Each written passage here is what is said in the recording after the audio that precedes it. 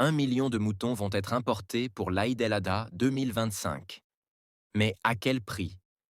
Cette année, les autorités promettent un encadrement strict des tarifs pour éviter les dérapages.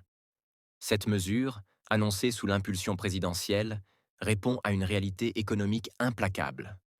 Chaque année, à l'approche de la fête, les prix s'emballent, mettant à mal le pouvoir d'achat des familles. L'initiative, saluée par l'organisation Imayatech, porte une double promesse. Apaiser les tensions sur le marché tout en garantissant un accès plus juste à cette pratique. Mohamed Aissaoui, le président de l'organisation, y voit une avancée majeure. Il s'agit avant tout de stabiliser les prix et de protéger les consommateurs. En privilégiant des importations européennes plutôt que sud-américaines, nous réduisons les coûts et donc la facture finale pour les Algériens. Au-delà du volume importé, les autorités entendent veiller à la transparence des prix. Une vigilance accrue sera portée sur les circuits de distribution, afin d'éviter toute spéculation indue. Car l'enjeu dépasse l'économique, il touche à la préservation d'un rite sacré. Si l'annonce de l'importation de moutons semble avoir été bien accueillie, l'inquiétude demeure quant au prix. Cependant, Aissaoui a confirmé que les prix des moutons importés devraient démarrer à partir de 40 000 dinars, avec un plafond fixé à 60 000 dinars.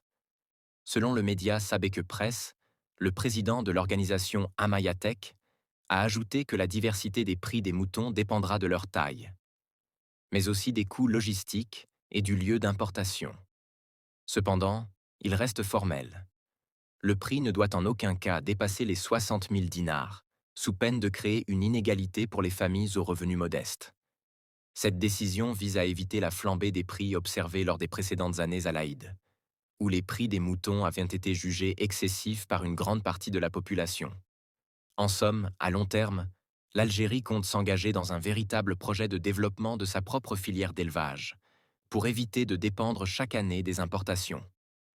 À l'approche de la fête, le défi est désormais de réussir à maintenir un juste équilibre entre l'offre et la demande, pour que chaque citoyen puisse célébrer l'Aïd sans craindre de sacrifier son pouvoir d'achat.